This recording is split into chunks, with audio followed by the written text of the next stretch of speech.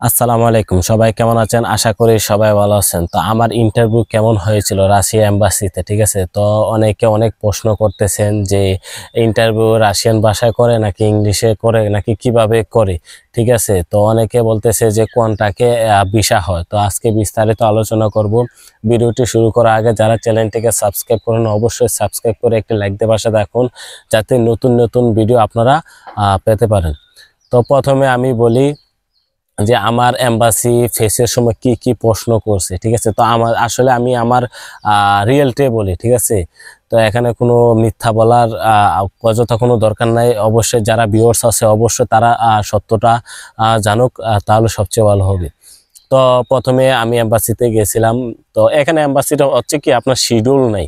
তো এখানে স্টুডেন্ট আছে, ওয়ার্কার আছে, ভিজিট ভিসা আছে। তো প্রথমে আমরা যে প্রথমে গেছিলাম, তো তারপর স্টুডেন্টরা আগে নেয়, তাদের এম্বাসির মূল টার্গেট হচ্ছে স্টুডেন্টরা, ওয়ার্কাররা হচ্ছে পরে নেয়। এখন এম্বাসি তারা আছে না, অ্যাম্বাসিডর আছে না, আপনার দেখা যাচ্ছে ওদের মন মতে নেয়। ওইখানে যদি হাসাহাসি করে তাহলে দেখা যাচ্ছে যে আজকে এম্বাসি তারা নিবে না, এম্বাসিতে যারা ওয়ার্কার আছে ওয়ার্কারদের নেবে না, ক্লোজ করে দেয়। তো ওইখানে যারা এম্বাসিতে যাবেন যদি সিরিয়ালে দাঁড়ান 9টার পরে তাদের কিন্তু সিরিয়াল বাই হয় নেয়। তো আপনারা গিয়ে ওইখানে চুপচাপ দাঁড়িয়ে থাকবেন, কারোর সাথে হাসাহাসি কথা বলবেন না। যদি হাসাহাসি করেন তাদের সিসি ক্যামেরা আছে, যদি দেখে তারা দেখা যাচ্ছে যে বন্ধ করে দেয়, অফ করে দেয়। তো প্রথম স্টুডেন্টরা নেয়, তারপর ওয়ার্কার নেয়। তো এখন কথা হচ্ছে যে আমার এম্বাসিতে আমাকে কি কি প্রশ্ন করেছিল। তো আমি প্রথমে বলি, তো আমাদের গ্রুপের মধ্যে 19 জন ছিল। তো 19 জনের ভিতরে আমি 19 নম্বর ছিলাম। তো 19 নম্বর ছিলাম।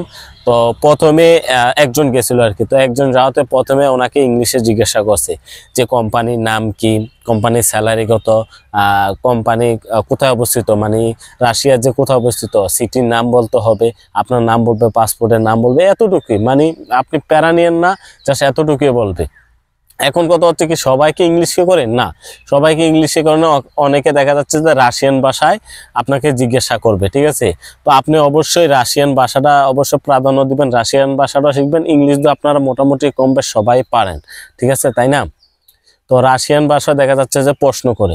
তো আমার বেলায় কি প্রশ্ন করছে দেখুন। আমার বেলায় আমি যখন 19 নম্বরে ঢুকি তখন আমার বেলায় কিছু প্রশ্ন করে নেই। তো আমি সরাসরি, অনেকে বলতেছেন যে আপনি সরাসরি এম্বাসি ফেস করছেন কিনা বা ডাইরেক্ট কন্ট্রাক্টে ভিসা হয় কিনা। দেখুন, কন্ট্রাক্টে অনেক এজেন্সি বলে যে কন্ট্রাক্টে ভিসা হয়, ঠিক আছে? দেখা যাচ্ছে আপনাকে কন্ট্রাক্টে ভিসাটা করে দিল, তা আপনি যাচাই বাছাই করতে পারলেন না। দেখা যাচ্ছে যে পরে যদি বা বাংলাদেশের যে ইমিগ্রেশন বা এই বিমানবন্দরে যান, ওইখানে যদি আপনাকে ধরে ব্যাগ পাঠায় দেয় যদি বলো ফেক, তাহলে আপনার কিরকম খারাপ লাগবে। তো আমি আপনাদেরকে একটা উপায় বলে দেব, যদি আপনারা কন্ট্রাক্টে ভিসা করেন, আপনি এম্বাসিতে যাবেন।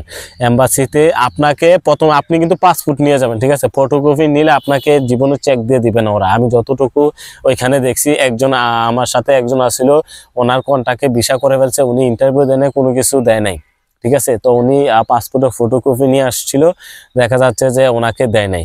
তো আপনারা মেইন কাজ করবেন যে আপনি পাসপোর্টটা নেবেন। পাসপোর্টটা নিয়ে যখন আপনাদের স্টিকার লাগানো থাকে, তো স্টিকারটা আপনার ওইখানে দাঁড়াবেন। আপনাকে ওনার একজন মানে ইয়ে আছে আর কি, দারোয়ান আছে, সেই দারোয়ান বাইর হবে। বাইর হলে আপনি ওনাকে বলবেন, দেখা যাচ্ছে আপনার ভিসাটা চেক দিয়ে দিবে। তো একটা মূল কারণ দেখা যাচ্ছে বাংলাদেশে হচ্ছে আপনার প্রতারণা, ঠিক আছে? আপনাকে ভিসার নামে কথা বলে দেখো যে অনেক টাকা হাতিয়ে নেবে। তাই আপনি ওইখানে গিয়ে যখন ফেস করবেন, দেখাবেন, যদি রিয়েল হয় তাহলে তো ভালো, আর যদি ফেক হয় তাহলে এটাও বুঝে যাবেন যে এটা ফেক ভিসা।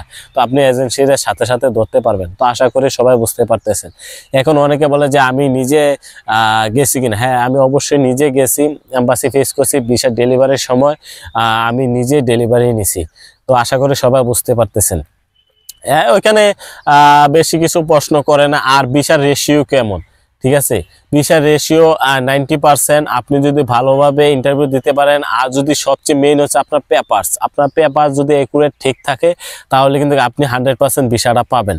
কোম্পানি যদি আপনাকে নিতে আগ্রহী থাকে তাহলে আপনি ভিসাটা পাবেন। আশা করি সবাই বুঝতে পারতেছেন। এখন অনেকে বলতেছে যে এম্বাসিতে কি কি প্রশ্ন, আসলে এগুলা কোনো ডাজেন্ট ম্যাটার। আপনি জাস্ট রাশিয়ান ভাষাগুলো শিখবেন, যে কেমন আছেন, হাই হ্যালো, ঠিক আছে, কোম্পানির নামটা রাশিয়ান ভাষায় শিখে নেবেন, স্যালারিটা রাশিয়ান ভাষায় শিখে নেবেন, তাহলে এগুলোই জিজ্ঞাসা করবে, ঠিক আছে। তেমন কিছু বেশি জিজ্ঞাসা করে না। আর আমার বেলায় কিছু জিজ্ঞাসা করে নাই, জাস্ট আমি গেছি ওইখানে যা গুড মর্নিং জানাচ্ছি, প্রথমে গুড মর্নিং জানে, বলছে যে সিডাউন, পরে পেপারগুলা চাইছে, তো পেপারগুলা দিছি, তারপর একটা ব্যাংক স্লিপ দিয়ে দিছে, ব্যাংক স্লিপের সময় ডেট দিয়ে দিছে।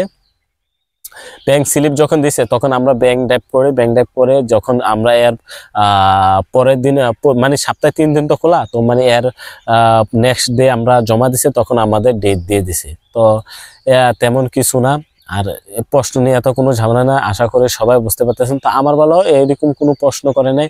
আপনি যদি রাশিয়ান ভাষায় দুব্রু উত্তর বলবেন, যে ওইখানে দুব্রু উত্তর বললে বলবো যে হ্যাঁ তুমি রাশিয়ান ভাষায় ভালো, তবে রাশিয়ান ভাষা আপনাকে কয়েকটা কোয়েশ্চেন জিজ্ঞাসা করতে পারে, এটা নিয়ে টেনশন করার কিছু নেই।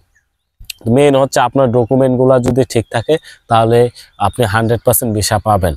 তো এখন আমি আজকে 3 দিনের ট্রেনিং করে আসছি, যে 3 দিনের ট্রেনিং করা লাগে, তো বিএমইটি কার্ড আর কি। তো বিএমইটি কার্ড ছাড়া তো ম্যান পাওয়ার হবে না। তো আরেকটা বিষয় অনেকে প্রশ্ন করে যে আপনি ম্যান পাওয়ার হয় কি না রাশিয়ার জন্য, আসলে ম্যান পাওয়ার হয় খুবই কম। এখন ওই যে রাশিয়া ইউক্রেনের যুদ্ধের কারণে দেখা যাচ্ছে অনেকটা সমস্যা হয়। তবে যদি যারা লিগ্যাল ওয়েতে যায়, যদি কোম্পানি ঠিক থেকে সবকিছু ঠিক থাকে, তাহলে কিন্তু আপনি ম্যান পাওয়ারটা পাবেন। তো এটা নিয়ে কোনো চিন্তা নেই। অনেকে দেখা যাচ্ছে কোম্পানি ফেক বা কোনো ঝামেলা আছে, তো সেই জন্য দেখা যাচ্ছে বাংলাদেশ থেকে আপনাকে ম্যান পাওয়ারটা দিতে চায় না। দেখা যাচ্ছে যে কন্ট্রাক্টে নিয়ে আপনাকে ওইখানে দালালের মাধ্যমে বেচে আপনাকে যুদ্ধে পাঠায়, ওইখানে পাঠায়। তো আপনারা অবশ্যই কন্ট্রাক্ট পেপারে দেখবেন। আরেকটা বিষয় হচ্ছে আপনাকে যুদ্ধে পাঠাচ্ছে কিনা দেখা যাবে। আপনি যদি নাও পারেন, আপনি ওই মোবাইলটা দিয়ে ছবি তুলে আরেকজনকে দেখাবেন, দেখা যাবে যে রাশিয়ান ভাষাটা ট্রান্সলেট করে আপনাকে দেখা দিবে যে আপনাকে কত টাকা স্যালারি, কোম্পানি কি দিবে, কি কাজ দিবে, কি আসল বিষয়। তো আশা করি সবাই বুঝতে পারতেছেন। এখন কথা হচ্ছে যে আমি কত দিনের ভিসা পাইছি, অনেকে অনেক প্রশ্ন করে। দেখা যাচ্ছে ভিসা হচ্ছে কি আপনার 3 মাসের ভিসা দেয়। তো আমারটা 65 দিনের ভিসা দিছে। অনেকের যাদের ভালো লাগে, অনেকে দেখা যাচ্ছে ওরা এম্বাসির ব্যাপার, ওরা যদি 3 মাসে দেয় 3 মাসে, তো আমাদেরকে 65 দিনে দিয়েছে। তো স্টুডেন্ট যারা স্টুডেন্ট ছিল তাদের দেখলাম, তাদের গুলা 3 মাসের গুলা ভিসা দিয়েছে। তো আশা করি সবাই বুঝতে পারছেন। আর যারা না বোঝেন অবশ্যই কমেন্টে করবেন, আর রিপ্লাই দেওয়ার চেষ্টা করব। তো সবাই ভালো থাকবেন, সুস্থ থাকবেন, আল্লাহ হাফেজ।